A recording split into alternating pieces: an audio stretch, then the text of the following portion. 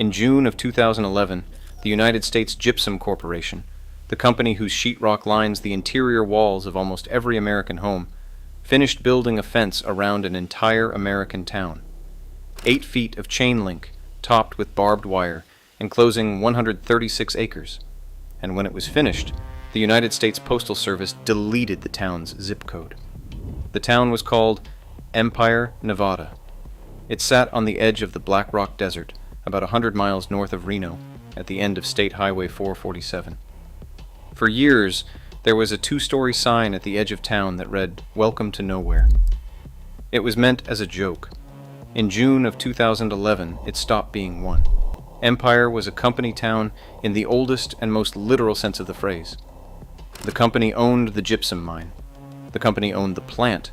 The company owned the houses the workers lived in, and it owned the streets those houses sat on. There was a 9-hole golf course. There was a swimming pool. There was a church and a post office and a small airfield for light planes. At its peak, the town held somewhere north of 700 people, and every one of them, in one way or another, worked for the same employer. In January of 2011, that employer shut the mine and the plant. Roughly 95 jobs went with it. The collapse of the housing market in 2008 had taken new home construction down with it, and demand for gypsum wallboard never fully recovered. The families who had children in school were allowed to stay in their company houses until the 20th of June, so the kids could finish the year. Then they left. Then the fence went up. Empire did not decline. Empire did not slowly empty out over decades, the way most American towns do. Empire was closed the way you close a facility. There was a date on it.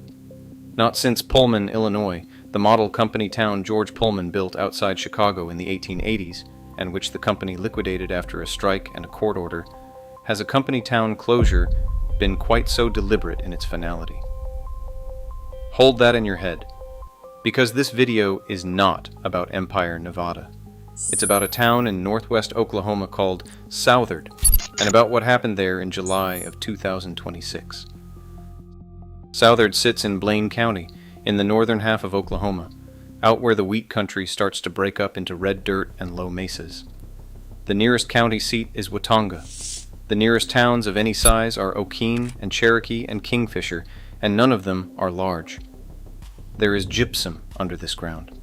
A lot of it.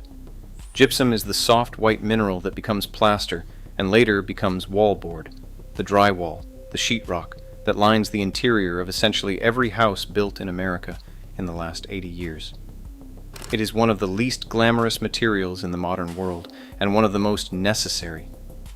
In 1905, a man named George F. Southard built a plant there to mine it and process it.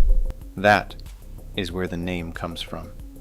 Not a founder in the mythological sense, not a family dynasty. A man who found gypsum, built a works, and put his name on the place. He did not stay long.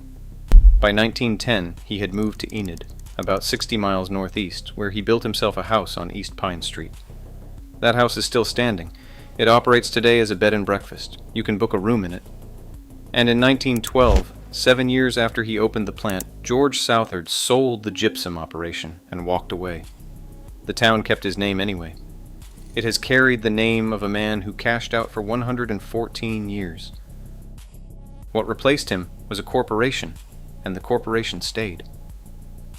For the next century, the plant at Southard did the same thing, more or less continuously. It mined gypsum out of Blaine County. It processed that gypsum into industrial products, not just the standard wallboard everyone recognizes, but a portfolio of specialized plaster and gypsum materials, the kind of products with narrow markets and demanding specifications.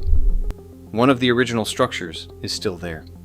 The old plant office building, put up in 1905, about 21 feet by 54 feet, plain frame construction. It was documented decades ago as the last piece of the site that reflected the actual development of the gypsum industry in Blaine County. Everything else had been rebuilt, expanded, modernized, replaced. The office survived because nobody needed the space it was standing on. Around that plant, a workforce assembled itself and then reproduced itself. Not a large one by the standards of Detroit or Newton or Galesburg. Around 250 people at the end. But 250 jobs in Blaine County, Oklahoma is not the same number as 250 jobs in a metropolitan area. It is not a rounding error in a regional labor market. It is the regional labor market. A state representative from the area, Mike Dobrinsky of Okine, put the timescale plainly when it ended. The company, he said, had been one of the largest employers in that part of Oklahoma for over a century. Over a century. Longer than the state of Oklahoma has had paved highways across it. Longer than most of the counties around it have had electricity. 3, 4, in some families 5 generations of the same work, in the same hole in the ground for the same company. And then, on the 16th of July, 2026, the company announced it was done. The announcement was not a bankruptcy. There was no crisis, no failure, no dramatic collapse. The company said it would begin idling the manufacturing facility, phase out the majority of the industrial products made there, and close the plant in November. 250 jobs, 121 years of operation, ending in a fiscal quarter. The stated reason, delivered through a corporate communications manager named Maureen St. George, was that the decision came down to factors specific to the Southard operation, the rising complexity and cost of mining and manufacturing that particular portfolio of specialized products. The company said its employees were its top priority through the transition. It offered career transition resources. It offered severance. It offered relocation for anyone willing to move to a different facility somewhere else in the country. Read that last one again, because it is the whole story of the American company town compressed into a single line of a press release. The offer is, you can keep working for us. You just can't keep living here. Dobrinsky called it devastating news for the employees, their families, and the area as a whole. He began coordinating with Representative Carl Newton of Cherokee and Senator Darcy Jeck of Kingfisher, both of whom also had affected constituents, because a 250-person workforce in that part of the state doesn't live in one town. It lives across 3 counties. 4 regional career tech centers were pulled in: Chisholm Trail, Northwest, Autry, High Plains. The Oklahoma Employment Security Commission activated its rapid response program, the on-site workshops, the unemployment filings, the job search assistance, the food assistance referrals. Dobrinsky said something else, though, that is worth sitting with. He said he didn't want to lose families to other parts of Oklahoma, or to other states. He wanted them to stay. That is the thing every official says in this situation. It is almost never what happens. Now, the company. The plant at Southard was bought in 1912 by the United States Gypsum Company, USG. If you have ever bought a sheet of drywall in the United States, a sheet of sheetrock, you have handled its product or a competitor's product built to match it. And USG is the company that fenced Empire, Nevada. Same corporation, same commodity, same arrangement, a gypsum deposit in a remote place, a plant built on top of it, a town that exists because the plant exists, and for no other reason. Empire was closed in 2011 and sealed behind barbed wire. Southard closes in November of 2026. 2 company towns, 1 mineral, 1 owner, 15 years apart. And here is the part that reframes everything you have already watched. If you've seen the Best Picture winner from 2021, you have almost certainly seen Empire, Nevada. Not the real one, the version of it in Nomadland, the film that won Frances McDormand her 3rd Academy Award. The opening premise of that film is that a woman named Fern loses everything when the gypsum plant in her town shuts down. The town is dissolved, and she moves into a van. That is not an invented scenario. That is a dramatization of what USG actually did to Empire, Nevada in 2011. Millions of people watched that story. It was praised, awarded, and understood as a parable about the American economy. Very few of the people who watched it could name the company. And essentially none of them knew that 15 years later, the same company would be doing the same thing to its other century-old gypsum town in Oklahoma, in near silence. The film was treated as a story about the past.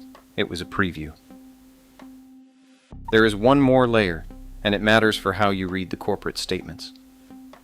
USG is not an American company anymore. In 2019, It was acquired by the Knauf Group, a family-owned building materials manufacturer headquartered in Germany.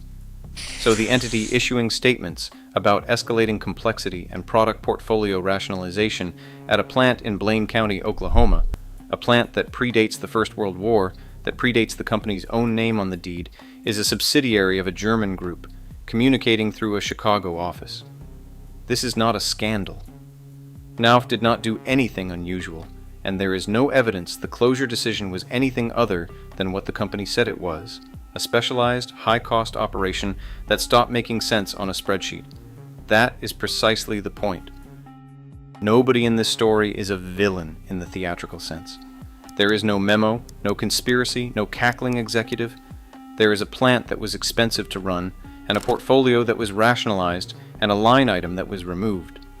The decision was probably correct by every measure the people making it were asked to use, and the town still ends.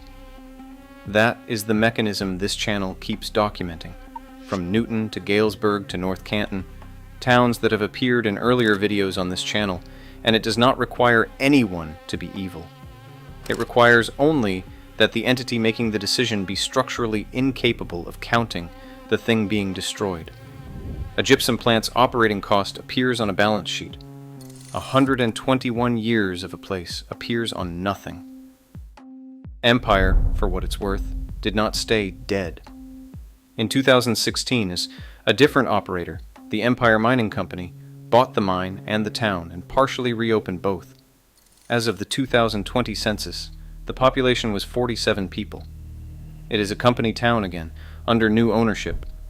Whether that counts as a recovery or as a very small footnote depends on how you measure it. Southard may get a version of that. Somebody may buy the deposit. The gypsum is still down there. Geology doesn't care about portfolio decisions. But between now and whenever that happens, if it happens, there are 250 households in northwest Oklahoma making the calculation every family in every town in this series has had to make. Whether to take the relocation offer, whether to commute 90 minutes to something that pays less, whether the house is worth what it was worth in June, whether the school will still have enough kids in it in 3 years. In November, the plant idles, the specialized product lines are phased out. The old office building from 1905, the 21 by 54 foot frame structure that outlasted everything else on the site, will stand there with nothing behind it. Nobody is going to build a fence around Southard. It isn't a fully company-owned town the way Empire was. People hold their own deeds, and the roads belong to Blaine County. There will be no barbed wire and no single date when it stops existing. It will do what almost every town in this position does, which is take 15 or 20 years to become quiet. That is the only real difference between the two towns. Empire got an ending you could photograph. Southard gets the ordinary kind. The same company closed them both.